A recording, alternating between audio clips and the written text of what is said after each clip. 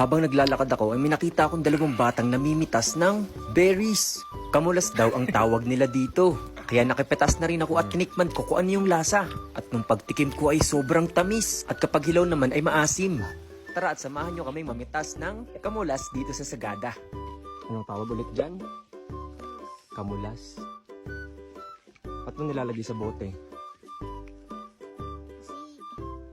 Kakainin mo yan basta o lalagyan mo pa ng asin? Hindi. Ano gagawin mo dyan? Asukal? Lalagyan yung asukal. Tapos? Kakainin nyo na. Nakakatuwa sila pagmasdan habang namimitas ng kamulas. Napakadaming bunga. Ilang taon ka na? 8 years old. 8? Grade ano ka na? 2? Opo. Grade 2.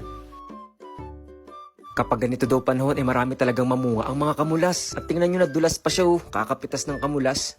At nakakatawa yung mga ginawa ng mga batang ito, tingnan nyo. Ang ginawa mo sa mukha mo.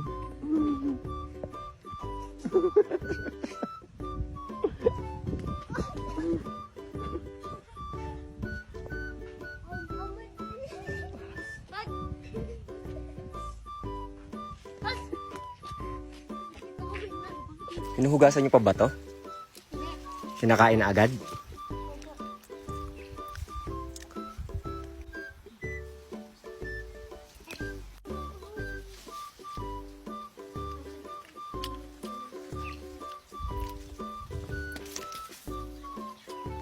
Tamis.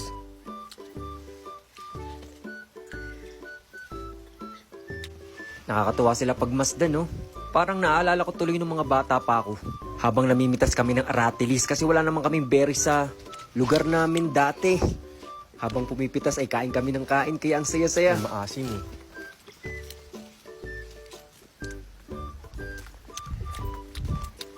Ay pa dito.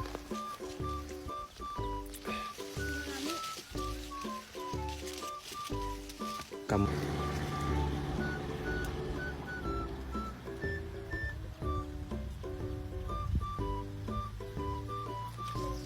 Harap, ang tamis.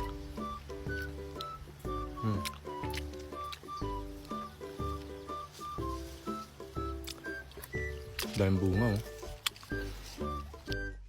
Pinupuno daw nila yung boteng nilalagyan nila at lalagyan nila ito ng asukal. Dahil masarap daw to. At tingnan nyo kung gaano nakadami yung napitas niya. Sobrang dami na at punong-puno na yung lagayan niya. At tuwang-tuwa siya, oh. Nakakatawa tingnan, oh. Sobrang dami niya nang nakuha. At sobrang dami pang bunga. Tingnan nyo naman, nagpapakit pa siya. Kaya ako, nakigaya na rin ako mamitas at nakikain na rin ako. Tingnan nyo.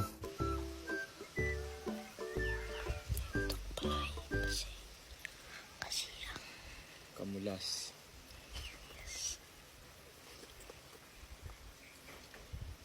Kulay pala nito maasim, no? Asim.